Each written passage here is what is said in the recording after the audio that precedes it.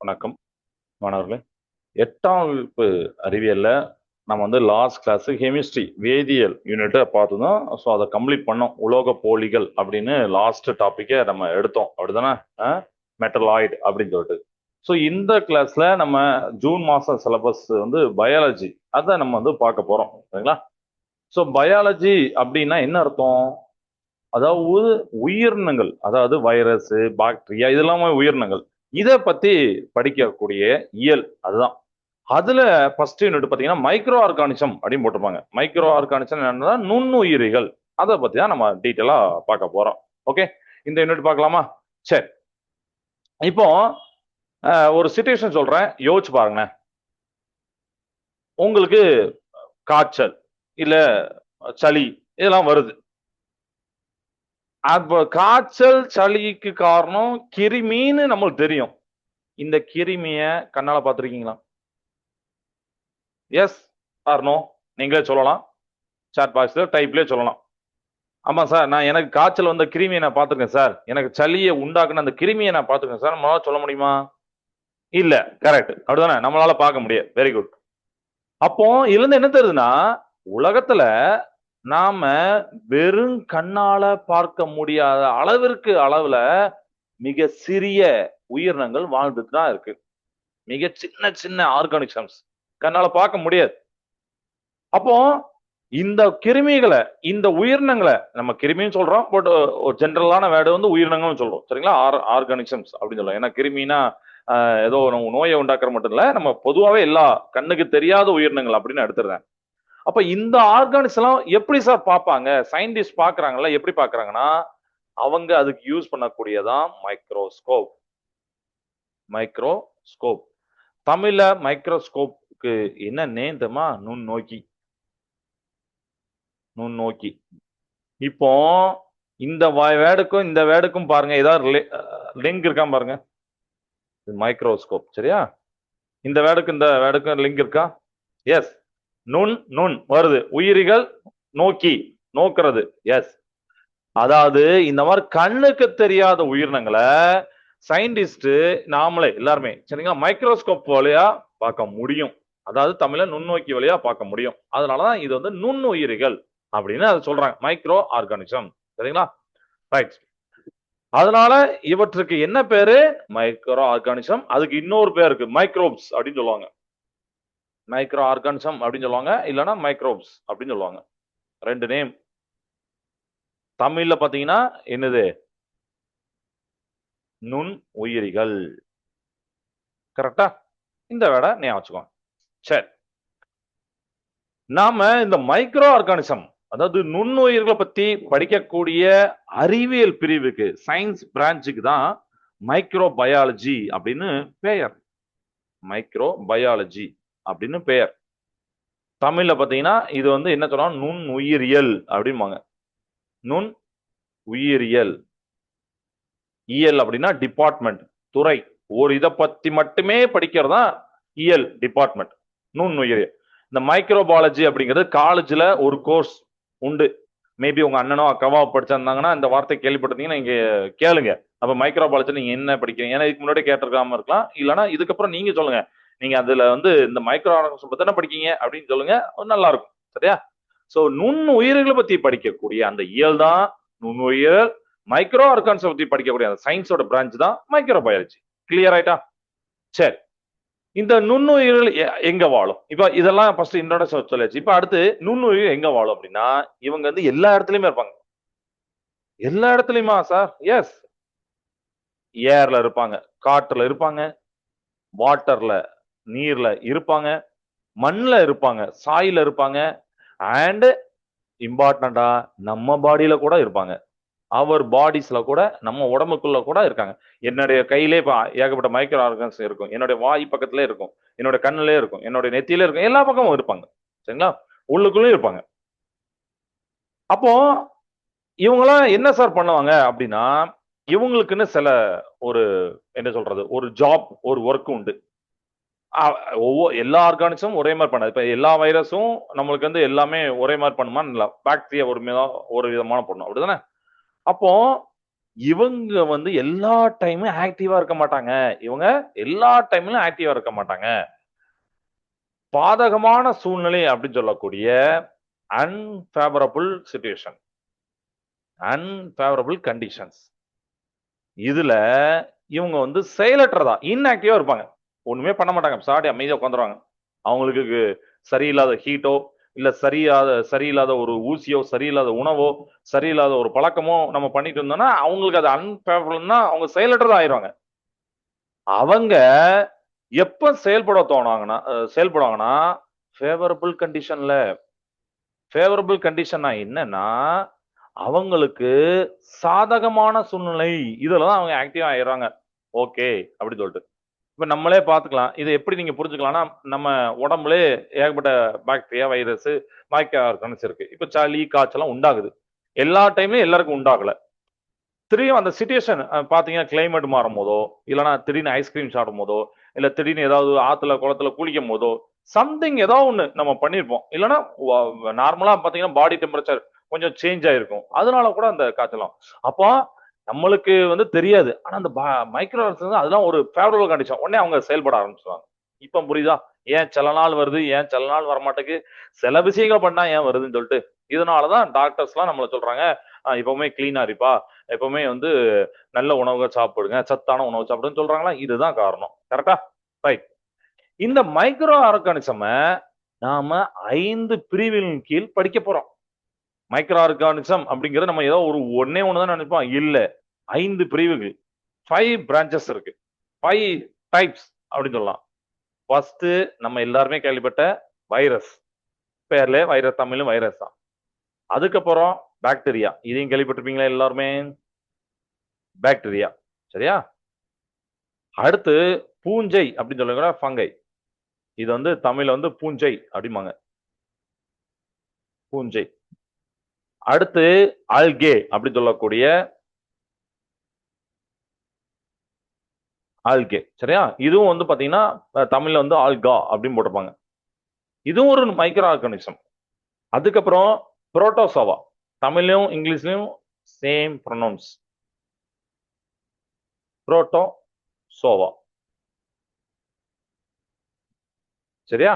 இந்த மாதிரி 5 பிரிவுகளை நம்ம பார்க்க போறோம். ஆனா நாம இன்னைக்கு கிளாஸ்ல முதல் 2 பிரிவுகளை பார்க்க போறோம். ஒண்ணு வந்து யாரு? வைரஸ், இன்னொன்னு பாக்டீரியா. சரியா?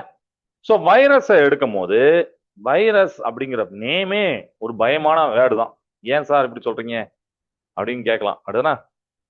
ஏன்னா வைரஸ் சாரி வைரஸ் லத்தீன் மொழியில லாட்டின் வேல வைரஸ் என்ன அர்த்தம் தெரியுமா? பாய்சன் அப்படின்னு அர்த்தம். பேரை கரெக்டா வச்சிருக்கலாம். விஷம்னு அர்த்தம். விஷம் லத்தீன் மொழியில வைரஸ்க்கு. அப்ப என்ன அர்த்தம்? வைரஸா வைரஸஸ் என்ன பண்ணும் அப்படின்னா நம்ம உடம்புக்குள்ள ஒரு பாய்சன் புகுந்த மாதிரி, ஒரு விஷம் புகுந்த மாதிரி அப்படிங்கிற ஒரு அர்த்தத்துல அந்த சொல்லியிருக்காங்க. ஓகே. அண்ட் இந்த வைரஸ் என்ன ஆகும்னா நம்ம உடம்புக்குள்ள ஒரு ஒட்டுண்ணியா வாழும் அப்படிங்காங்க.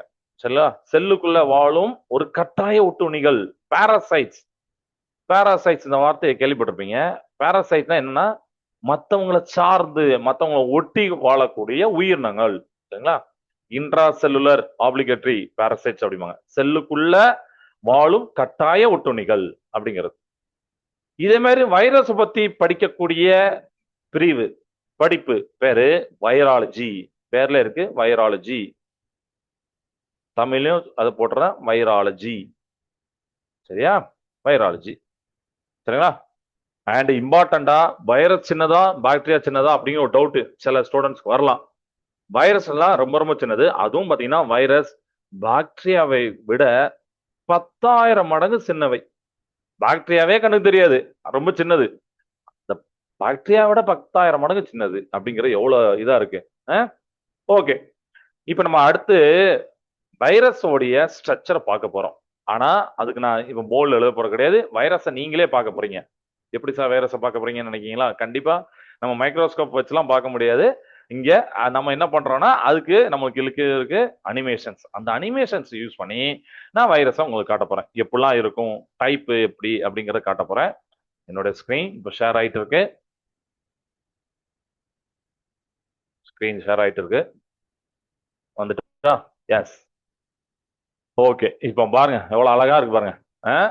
வைரஸ்ல நாம பார்க்கக்கூடியது பாத்தீங்கன்னா ஒரு 3 டைப் நம்ம புக்ல கொடுத்துருக்காங்களா. பாக்டீரியா பேஜ் அப்படின்னு சொல்லக்கூடியது, சரியா? அது ஒண்ணு. இன்ஃப்ளூன்சா அப்படிங்கிற ஒண்ணு. புகையிலை மொசைக் வைரஸ் அப்படின்னு சொல்லிட்டு. ஸோ இது வந்து தமிழ்ல மட்டும் இருக்கா, அப்ப ரெண்டுத்தையும் மாத்திடுறேன். இங்கிலீஷ்லன்னா இங்கிலீஷ்ல இருக்கும், ரெண்டுனா ரெண்டுமே இதுல இருக்கும். ஓகே, அதை நம்ம இதுல இருந்து பார்க்கலாம். இப்போ பாக்டீரியா பேஜ் வடிவத்தை தான் நீங்க இங்க பாக்குறீங்க. இந்த பாருங்க, ஒரு மாதிரி ஒரு ஏரோப்ளைன், ஒரு ராக்கெட் வடிவத்துல இருப்பார், தெரியுதா? இது ஒரு வைரஸோடைய ஸ்ட்ரக்சர், அமைப்பு. பாக்டீரியா பேஜ் என்பது பாக்டீரியாக்களை தாக்கும் வைரஸ், அதனால பேர்ல இருக்கு. It has an icosahedral other head capsid அப்படிம்பாங்க, என்க்ளோசிங் டிஎன்ஏ ஸ்பைரல் ஷீட் உரை அண்ட் ஜாயிண்டட் டெயில் பைப்பர்ஸ் அப்படிலாம் சொல்லியிருப்பாங்க. ஓகே, நான் இது ஒன்றா உங்களுக்கு தமிழ்ல போடுறேன். பாக்டீரியாவை தாக்கும் வைரஸ்.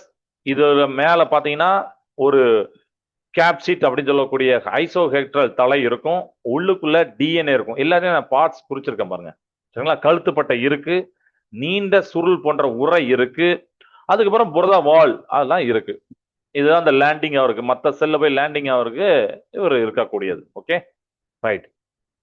இப்போ இந்த பாக்டீரியா பேஜ்ல பார்க்கும்போது ஃபர்ஸ்ட் தலைய இந்த இதை கிளிக் பண்றேன்.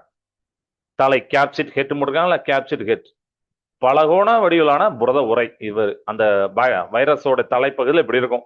இது உள்ளே இருக்கும் மரபுகளான டிஎன்ஏவை பாதுகாக்கிறது. உள்ளதான் டிஎன்ஏ முக்கியமான ஆள் இருக்காரு, ஜெனடிக் மெட்டீரியல்மாங்கல்ல அவங்க. இந்த அதை கிளிக் பண்ற டிஎன்ஏ யாரு? பாக்டீரியாவின் கட்டுப்பாட்டை எடுத்துக்கொண்டு புதிய பேஜ் வைரஸ்களை உருவாக்க தேவையான மரபணு தகவலை உள்ளடக்கிய மூலக்கூறு. அப்படின்னு என்ன அர்த்தம்? இந்த வைரஸ் பாக்டீரியா போய் உட்கார்ந்த பிறகு பாக்டீரியாவோட கண்ட்ரோல் ஃபுல்லா இவர் எடுத்துக்கிட்டாரு.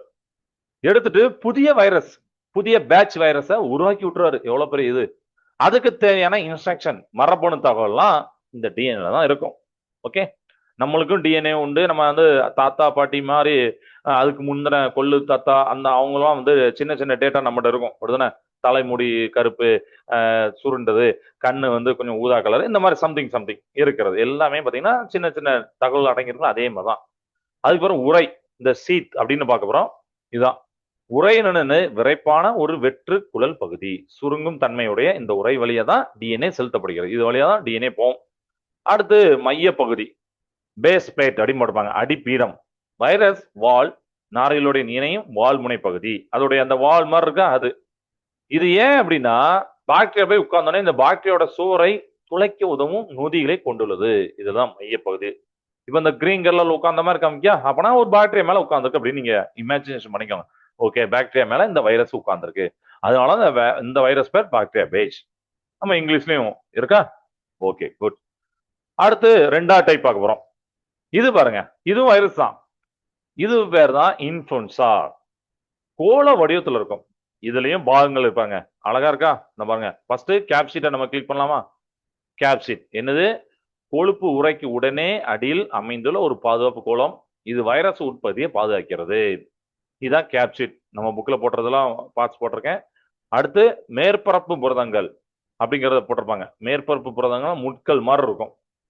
இவை புரத முட்கள் அப்படின்னு சொல்ல, கிளைகோ புரோட்டீன்ஸ். இவை மனித உடலின் செல்லுடன் இணைந்து வைரஸ் செல்லினுள் புக வழி அமைக்கின்றன அப்படின்னு சொல்லியிருப்பாங்க. இதுதான் அந்த முள்ளு மாதிரி. முள்ளு எதுக்கு அப்படின்னா மற்ற போய் ஒட்டிக்கிறதுக்காண்டி அந்த முள்ளுடைய அமைப்பு இருக்கும். மனித உடலுடைய செல்லுடன் இணைந்து இந்த வைரஸ் செல்லினுள் புக வழியமைக்கிறதுக்கு காரணமே இவங்க தான், அந்த மேற்பரப்பு புரதங்கள். அடுத்து உள்ள இருக்கிறது ஆர்என்ஏ, செக்மெண்டட் ஆர்என்ஏ போட்டிருப்பாங்க, மரபு பொருள். வைரஸ் பரவ தேவையான மரபு பொருள் இதுதான். இதில் 8 துண்டுகளான ஒற்றை இலை ஆர்என்ஏ உள்ளது. பாத்தீங்கன்னா அந்த கிரீன் கலர் வந்து 8 இருக்கும். இது அடிக்கடி மாறுபாடை அடையக்கூடியது, சரியா?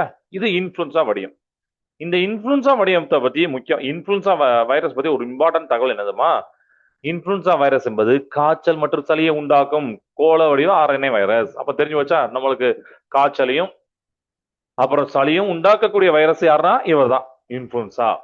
ஓகே, கோள வடிவத்தில் இருப்பார். வெளிப்புறத்துல கொழுப்பு அடுக்கு இருக்கும், நட்டு தைத்தார் போல இருக்கும் அப்படின்லாம் சொல்லிப்பாங்க. பல புரத முட்கள் இருக்கும். இது ரெண்டாவது டைப். மூணாவது டைப்பு புகையிலை மொசைக் வைரஸ். இதுவும் ஒரு வைரஸ் தான். இது பாத்தீங்கன்னா ஒரு ஸ்ட்ரெச்சர் சூப்பரா இருக்கும். புகையிலை மொசைக் வைரஸ் அப்படின்னா உருளை வடிவம். சரிங்களா? உருளை வடிவத்தில் இருக்கும். இது புகையிலை தாக்கி பேர்ல இருக்கு, புகையிலை தாக்கி டொபாக்கோ. சரிங்களா? இங்கிலீஷ்ல பாத்தீங்கன்னா டொபாக்கோ மொசைக் வைரஸ் அப்படின்னு போட்டிருப்பாங்க. புகையிலை தாக்கும் டொபாக்கோவை தாக்கி அதன் இலைகளை சுருட்டி நிறம் மாறச் செய்யும் ஒரு தண்டு அல்லது உருளை வடிவ வைரஸ் ஆகும். இதன் சுருள் வடிவிலான ஆர்என்ஏவையும் அதனை சுற்றி வரிசையாக அடுக்கப்பட்ட புரத உரையும் கொண்டுள்ளது. இந்த நீங்க சுத்தி பாக்குறீங்களா, அதெல்லாம் புரத உரை. இப்ப நான் கிளிக் பண்றேன், கேப்சிட் புரதம் அப்படிங்கிற பாருங்க, கேப்சமோர் ஷீல்டு, கேப்சிட் புரதம். தனித்தனி முந்திரி பருப்பு வடிவ புரத அலகுகள். அது ஃபுல்லாமே முந்திரி பருப்பு சைஸ்ல இருக்கக்கூடிய புரோட்டீன் யூனிட்ஸ், புரத அலகுகள். இவை ஒன்றாக சேர்ந்து ஒரு வலுவான சுருள் உருளை குழலை உருவாக்கின்றன. கிளியரா ஸ்டூடெண்ட்ஸ்? இதே மாதிரி ஆர்என்ஏ அப்படின்னு இருக்கு, அதை நான் கிளிக் பண்றேன். ஆர்என்ஏ ஹெலிக்கல் ஆர்என்ஏ ஸ்ட்ராண்ட் அப்படின்னு போட்டுப்பாங்க. ஒரு கிரீன் கலர் மாதிரி அப்படியே நடுவில் ஒன்று சுற்றி போறது பாருங்க, சுருள் வடிவம். ஒற்றை இலையிலான சுருள் வடிவ ஆர்என்ஏ. இது புரத உரைக்கு நடுவே பாதுகாப்பாக அமைந்துள்ளது. வெளியில இருக்கிறது அந்த புரத உரையை பார்த்தா அதுக்கு நடுவுல பாதுகாப்பாக அமைந்துள்ளது. இதெல்லாம் என்னது சார்னா, ஆல்ரெடி இப்ப எல்லாரும் தெரிஞ்சிருக்கும், வைரஸோடைய டைப் நம்ம புக்ல போட்டிருக்காங்களா, அதை நீங்க இப்ப கண் கூட பாத்தீங்க. ஓஹோ, இப்படிதான் வைரஸ் இருக்கும் அப்படிங்கிறது இப்ப தெரிஞ்சு போச்சு. கிளியரா students? Bacteria page, influenza, tobacco virus, mosaic virus எல்லாம் கொடுத்துருக்கேன். அதோடைய பாகங்கள் எல்லாத்தையுமே நம்ம பார்த்தாச்சு. இந்த வைரஸ்ல ஏதாவது திருப்பி நீங்க பார்க்கணுமா? இதோடைய பாகங்களை நம்ம புக்ல போட்ட மாதிரி ஆர்என்ஏ எங்க இருக்கு, கேப்சிட் புரதம் எங்க இருக்கு, பாக்டீரியா பேஜ்னா அதோடைய தலை கேப்சிட் ஹெட் எப்படி இருக்கும், டிஎன்ஏ எப்படி இருக்கும், உரை, அப்புறம் ஒரு செல்ல போய் உட்கார்றதுக்கு மாதிரி இந்த வால் பகுதி மாதிரி நீண்டு இருக்கு, எல்லாத்தையும் இதுல நம்ம பார்த்துருக்கோம். கிளியரா? இதை பார்த்துக்கோங்க. புகையிலை தாக்கக்கூடியது, இது நமக்கு காய்ச்சல் சளியை உண்டாக்கக்கூடியது. சரியா? இந்த மாதிரி ஒவ்வொரு வைரஸும் ஒவ்வொரு வடிவத்துல இருக்கு. ஓகே, ஸோ இப்போ இதை நம்ம ஸ்டாப் பண்றோம். ஓகே, அப்போ நீங்க வந்து இவ்வளவு நேரம் வைரஸை பத்தி அழகா பார்த்தீங்க. இப்போ நம்ம அடுத்து பார்க்க போறது பாக்டீரியா. ஃபர்ஸ்ட் வைரஸை பத்தி தெரிஞ்சுக்கிட்டீங்களா? இப்போ பாக்டீரியா. பாக்டீரியாவுடைய அமைப்பு, செல் ஸ்ட்ரக்சரை நம்ம அடுத்த கிளாஸ்க்குள்ள என்ட்ரானே பார்க்க போறோம். இப்போ நம்ம வந்து பாக்டீரியா பத்தி சில தகவல்களை தெரிஞ்சுக்கிட போறோம். பாக்டீரியா, பாக்டீரியாக்கள் ஒரே ஒரு செல்லாலான ப்ரோகேரியாட்டிகள், அதாவது சிங்கிள் செல் அடிப்பாங்க. நம்மளுக்கு நிறைய செல் இருக்கு, ஆனா பாக்டீரியாவுக்கு சிங்கிள் செல் ப்ரோகேரியாட்டிக்ஸ். தமிழ்ல ஒரு செல்லான ப்ரோகேரியாட்டுகள் அப்படின்னு போட்டிருப்பாங்க. அதாவது இதுல வந்து உட்கரு கிடையாது, நியூக்ளியஸ் கிடையாது. அண்ட் இன்னொன்னு என்ன சொல்றாங்கன்னா, பூமியில தோன்றிய முதல் உயிரினம் இதுதான் அப்படிங்காங்க. இதைதான் கருதுறாங்க, முதலில் தோன்றிய வாழும் உயிரினமாக இதை கருதுறாங்க. அதுக்கப்புறம் நம்மளுக்கு கிங்டம் கிளாசிபிகேஷன் அந்த எல்லாம் படிச்சிருப்போம் அப்படின்னா, அந்த கிளாசிபிகேஷன் வகைப்பாட்டியல இது மொனிரா வகையை சேர்ந்தது. மொனிரா என்ற அந்த வேர்ல்டு சொல்லுவாங்களா, கிங்டம் மொனிரா, அந்த உலகத்தின் கீழே இது வரக்கூடியது. அதே மாதிரி பாக்டீரியா பத்தி படிக்கக்கூடிய படிப்புக்கு பேரு பாக்டீரியாலஜி.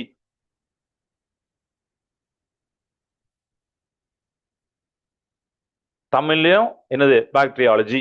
சரிங்களா? பாக்டீரியாலஜி நம்ம வந்து GY அப்படின்னு போட்டிருக்கேன். இது இது பாக்டீரியா பத்தி படிக்கக்கூடியது. பாக்டீரியா இதையும் எப்படி டைப்ல பிரிப்பாங்கன்னா, சுவாசத்தின் அடிப்படையில ரெண்டா பிரிப்பாங்க. ஒண்ணு காற்றை சுவாசிக்கக்கூடிய பாக்டீரியா, காற்று சுவாச பாக்டீரியா. இதுக்கு இங்கிலீஷ்ல என்னதுமா, ஏரோபிக் பாக்டீரியா அப்படின்னு சொல்லுவாங்க. Aerobic bacteria. இன்னொரு டைப் இருக்கு, அதுதான் காற்று இல்லாம சுவாசிக்கக்கூடிய பாக்டீரியா, சுவாச பாக்டீரியா. அது ஆனரோபிக் பாக்டீரியா அப்படின்னு சுவாசத்தின் அடிப்படையில, ரெஸ்பிரேஷன் அடிப்படையில இத பிரிப்பாங்க. சரிங்களா? அண்ட் நீங்க அடுத்த கிளாஸ்ல அந்த உள்ள வரும்போது நம்ம பாக்டீரியாவுடைய செல் அமைப்பை பார்ப்போம். அந்த செல் அமைப்பு ரொம்ப ரொம்ப இம்பார்ட்டன்ட். அதுக்கு ஒரு இன்ட்ரடக்ஷன் கொடுக்குறேன். இதை படிச்சுட்டு நெக்ஸ்ட் கிளாஸ் வரும்போது அந்த பார்ட்ஸ் நம்ம குறிக்கணும், அழகா குறிக்கணும். சரியா?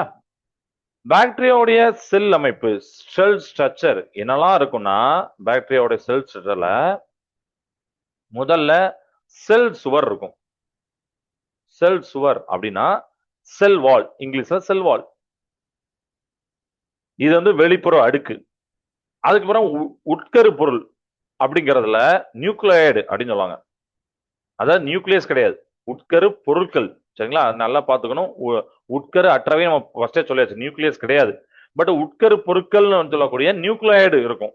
அதை வந்து எப்படி எழுதுவாங்கன்னா எப்படி நியூக்ளியாய்டு அப்படின்னு சொல்லுவாங்க. அதுக்கப்புறம் சைட்டோபிளாசத்துல பிளாஸ்மிட் அப்படின்னு ஒண்ணு இருக்கும். இதெல்லாம் நம்ம குறிக்கும் போது நோட் பண்ணிட்டாங்க. பிளாஸ்மிட் எங்க இருக்கு அப்படின்னு நீங்க ஏற்கனவே புக்ல பாப்பீங்க. நெக்ஸ்ட் கிளாஸ்ல அதை பார்க்கும் போது உங்களுக்கு ஹெல்ப்ஃபுல்லா இருக்கும். பிளாஸ்மிட் எங்க இருக்கு, பிளாஸ்மிட் எப்படி இருக்கு அப்படிங்கிற பார்க்க போறோம். சரியா? அண்ட் இதுல வந்து 70S வகை ரைபோசோம்கள் இருக்கு அப்படிங்கலாம் நம்ம புக்ல போட்டிருப்பாங்க. அது போக மைட்டோகாண்ட்ரியா, கோல்கை, உடலம், பிற செல் உறுப்புகள், செல் ஆர்கன்ஸ்லாம் இருக்கும். ஓகே. இதே மாதிரி இப்போ நம்ம வைரஸ பிரிச்சோம்ல, அதோடைய சேப் அடிப்படையில, வடிவத்தின் அடிப்படையில, அதே மாதிரி சேப்பு அடிப்படையில வடிவத்தை, இதை செல் வடிவத்தை பொறுத்து பாக்டீரியாவையும் பிரிக்கிறாங்க. செல் வடிவத்தை பொறுத்து, செல் வடிவத்தை பொறுத்து பாக்டீரியாவை பிரிக்கிறோம். Based on cell shape. First bacilli அப்படின்னு சொல்லக்கூடிய, தமிழ்ல பேசிலஸ், பேசிலை அப்படின்னு போட்டிருப்பாங்க தமிழ்ல. இந்த வைரஸ் இது ஒரு பாக்டீரியா. சரிங்களா? இது எப்படி இருக்குன்னா ராடு ஷேப்ல இருக்கும். ராடு ஷேப்னா கோல் வடிவ பாக்டீரியா அப்படின்னு சொல்லுவாங்க. இதுக்கு எக்ஸாம்பிள் கொடுத்துருக்காங்க. பேர்ல இருக்கு இந்த பேசிலை அப்படின்னு சொல்றாங்கன்னா, அதே மாதிரி பாக்டீரியாவுடைய பேரு எப்படி இருக்குன்னா இப்படி இருக்கும். பேசிலஸ் ஆந்த்ராசிஸ் அப்படின்னு சொல்லியிருப்பாங்க. தமிழ்ல இதுக்கு பேர் என்னன்னா பேசிலஸ் ஆந்த்ராசிஸ். இங்கிலீஷும் தமிழும் ஒரே ப்ரொனவுன்ஸ் தான். இங்கிலீஷ்ல இருக்கேன். சரிங்களா? ரெண்டாவது டைப்பு ஸ்பைரிலா. ரெண்டாவது டைப்பு ஸ்பைரிலா. இது இங்கிலீஷ்ல வந்து ஸ்பைரிலா அப்படின்னு போட்டிருப்பாங்க. இந்த பாக்டீரியா எந்த வடிவத்தில் இருக்குன்னா ஸ்பைரல் ஷேப். ஸ்பைரல் அப்படின்னா சுருள் அப்படின்னு உங்களுக்கு தெரியும். ஸ்பைரல் ஷேப்ல இருக்கும். Spiral shaped. இதுக்கு எக்ஸாம்பிள் கொடுத்துருக்காங்க. அது பாத்தீங்கன்னா பேரே ஹெலிகாப்டர் அப்படிங்கறத ஞாபகம் வச்சுக்கோங்க. இதுக்கு எக்ஸாம்பிள் என்னன்னா ஹெலிகோ பாக்டர் பைலோரி அப்படிங்கிற வைரஸ். நம்ம தமிழ்ல அடிப்பட்டோம்னா ஹெலிகோ பாக்டர் பைலோரி அப்படின்னு போட்டிருப்பாங்க. இதுதான் அந்த ஸ்பைரல் ஷேப் உண்டான அந்த பாக்டீரியாவுக்கு ஒரு எக்ஸாம்பிள். இந்த ரெண்டு வகை இருக்கா? இன்னொரு வகை இன்னும் ஆக்சுவலா இன்னும் ரெண்டு வகை இருக்கு. இன்னும் ரெண்டு வகையை எழுதுறேன். இன்னொரு வகை என்னன்னா காக்கை. பேரு காக்கைன்னு போட்டிருப்பாங்க. காக்கை. இது பாக்டீரியாவோட இன்னொரு வடிவம். இது எப்படி இருக்குன்னா கோள வடிவில் ஸ்பெரிக்கல் ஷேப்ல. இப்ப நம்ம பார்த்தோம்னா ஒரு வைரஸ் ஸ்பெரிக்கல் கோள வடிவில், அதே மாதிரி கோள வடிவில் இருக்கும். அல்லது பந்து ஞாபகம், பந்து வடிவில் இருக்கும். சரியா? இதுலயும் பாத்தீங்கன்னா இணைகளா இருக்கும், சங்கிலி வடிவில் இருக்கும், அப்படிங்கலாம் இருக்கு. நம்ம அடுத்து பாத்தீங்கன்னா நாலாவது டைப் வந்து விப்ரியோ.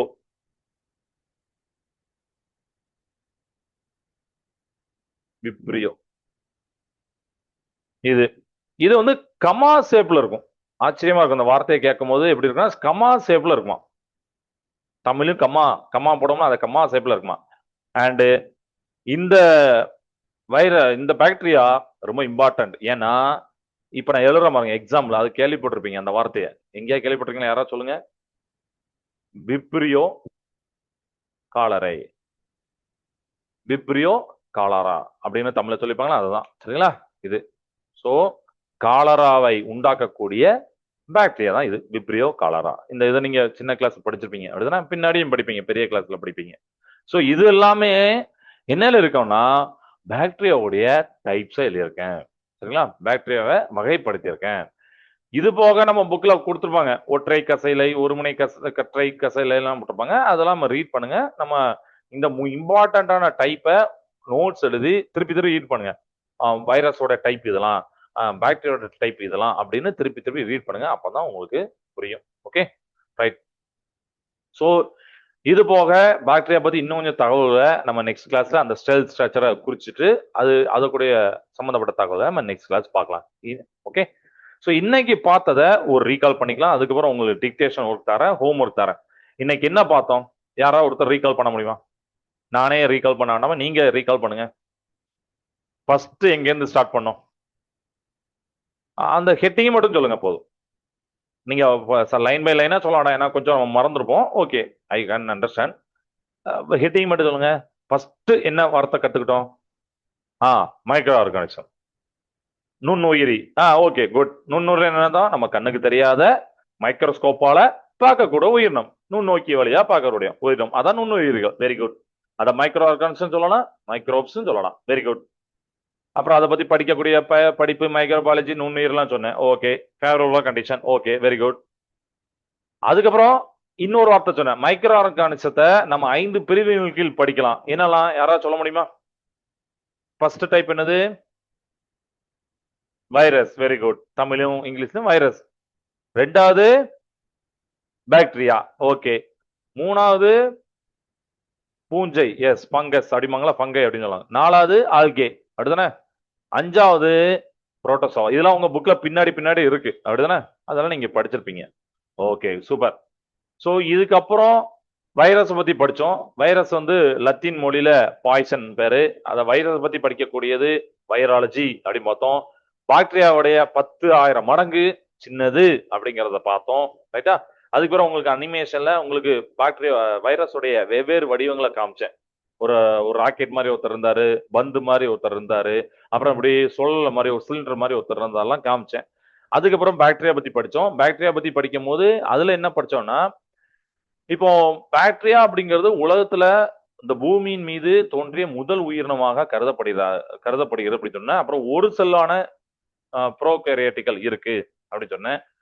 அப்புறம் சுவாசத்தின் அடிப்படையில் காற்றிலா சுவாச bacteria, anaerobic bacteria, aerobic bacteria அப்படின்னு சொல்லிட்டு சுவாச பாக்டீரியா இதெல்லாம் நம்ம பார்த்தோம். ரைட்டா? குட். ரைட்பா. அதுக்கப்புறம் செல் ஷேப் இதை நம்ம விட்டுறோம்ல. இத பேசிலஸ், ஸ்பைரிலா, காக்கை, விப்ரியோ, இந்த மாதிரி வகைகள் செல்லோடைய ஷேப் வச்சு பாக்டீரியாவை பிரிச்ச வகைகள்லாம் இது வரைக்கும் பார்த்தோம். ஸோ எல்லாத்தையும் உங்களுக்கு ரீகால் பண்ணியாச்சு. ஓகே, இப்போ ரெடியா இருக்கீங்களா? ஓகே, சயின்ஸ் நோட்டை எடுத்துக்கோங்க. எடுத்துட்டு சொல்லக்கூடிய டிக்டேஷன் 5 வார்த்தைகளை உங்களுக்கு ஈஸியான 5 தான் சொல்ல போறேன். First one virus. தமிழ்லையும் வைரஸ், இங்கிலீஷ் வைரஸ், ஸ்பெல்லிங்க கரெக்டா இல்லைங்க. வைரஸ் டிக்டேஷன் அப்படின்னு போட்டுக்கோங்க. டேட் போட்டுக்கோங்க. கண்டிப்பா போட்டோ எடுத்து அனுப்பணும். சரியா? வைரஸ் எழுதிட்டீங்களா? ரெண்டாவது பாக்டீரியா. பாக்டீரியா தமிழ்லையும் பாக்டீரியா, இங்கிலீஷ்லயும் பாக்டீரியா.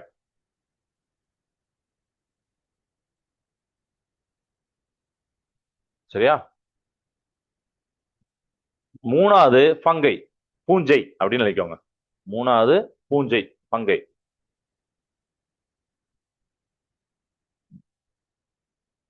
பங்கை, பங்கை அப்படின்னு நினைக்கோங்க.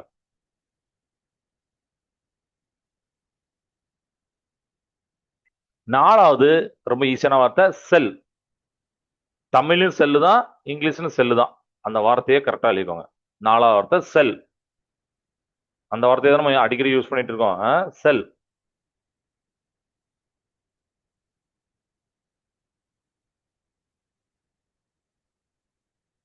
செல் எழுதிக்கோங்க. ஓகேவா? அடுத்து நம்ம என்ன உங்களுக்கு ஈஸியானது ஏதாவது ஒண்ணு சொல்லாம, மோனிரா அப்படின்னு இன்னைக்கு சொல்லி கொடுத்தேன். மோனிரா அது எழுதிட்டேன்னா அதே எழுதுங்க. அஞ்சாவது வார்த்தை மோனிரா. ஏன்னா பாக்டீரியா அந்த அந்த வகைப்பாட்டு கீழ் வரும்னு சொன்னா மோனிரா ரொம்ப இம்பார்ட்டன்ட் வார்த்தை, அதையும் எழுதிக்கோங்க. மோனிரா. ஸோ 5 வார்த்தை சொல்லிட்டேன் ஸ்டூடெண்ட்ஸ். வைரஸ், பாக்டீரியா, மாத்தி மாத்தி சொல்றேன். வைரஸ், பாக்டீரியா, செல்லு சொன்னேன், மோனிரா அப்படிங்கிற சொன்னேன். அப்படிதானே? ஓகே. வேற என்ன சொன்னேன்? பாக்டீரியா, செல்லு எல்லாம் சொல்லிட்டேனா? Okay, right. இப்போ ஹோம்ஒர்க்கை நோட் பண்ணிக்கோங்க. ஹோம்ஒர்க் என்ன? ஹோம்ஒர்க் அப்படின்னா, நீங்க வீட்டுல போயிட்டு உங்க புக்ல இருக்கக்கூடிய அந்த பாக்டீரியல் ஸ்ட்ரக்சர் அப்படின்னு ஒரு படம் போட்டிருக்காங்களா, ஒரு கிரீன் கலர்ல, அத கரெக்டா பாக்டீரியல் செல் ஸ்ட்ரக்சர் அப்படின்னு போட்டிருப்பாங்க. தமிழ பாக்டீரியாவுடைய செல் உடைய அமைப்பு கிரீன் கலர்ல போட்டிருப்பாங்களா, அந்த பாகத்தை நல்லா பார்த்துட்டு நீங்க பார்க்காம டிரா பண்ணிட்டு பாகங்களை குறிக்கணும். பாகங்களை குறிச்சுவாங்க. நல்ல இன்ட்ரெஸ்டிங்கா இருக்கும். அதை நீங்க குறிச்சீங்கன்னா நெக்ஸ்ட் கிளாஸ்ல அந்த அனிமேஷன் நம்ம காட்டும் போது உங்களுக்கு ஈஸியா இருக்கும். ஓகே, நீங்களே சொல்லணும். இந்த இடத்துல சார் இந்த பார்ட்ஸ் சார், இந்த இடத்துல இது பார்ட்ஸ் அப்படின்னு நீங்களே சொல்லணும். சரிங்களா? அதுல பார்ட்ஸ்லாம் நம்ம புக்ல இருக்கும். அந்த பார்ட்ஸ்லாம் குறிச்சுவாங்க. இதுதான் உங்களுடைய ஹோம்ஒர்க். பாக்டீரியா பத்தி நீங்க படிச்சோம். பாக்டீரியோட செல் ஸ்ட்ரக்சர், செல்லோடைய ஷேப் படிப்புல நம்ம பிரிச்சோம். அதுல செல் ஸ்ட்ரக்சர் தான் ஹோம்ஒர்க். இதை பண்ணிட்டு வந்தாலுமா? Okay student. வேற எதுவும் டவுட் இருக்கா? மைக்ரோ ஆர்கானிசம்ல நுண்ணுயிர்களை, பாக்டீரியா, வைரஸ் ஹிண்ட் எடுத்து வச்சுக்கோங்க. ஏன்னா பயாலஜியோட நிறைய வார்த்தைகள் வரும். பயாலஜில இந்த மாதிரி நம்ம படிக்கக்கூடிய விலங்குகள், தாவரங்களை பத்தி படிக்கக்கூடியதுல. சரிப்பா, டவுட் எழுதுங்களா? சரிப்பா, கிளாஸ் இருக்கிறத வாழ்க பாரதம், வெல்க தமிழகம். நன்றி, வணக்கம்.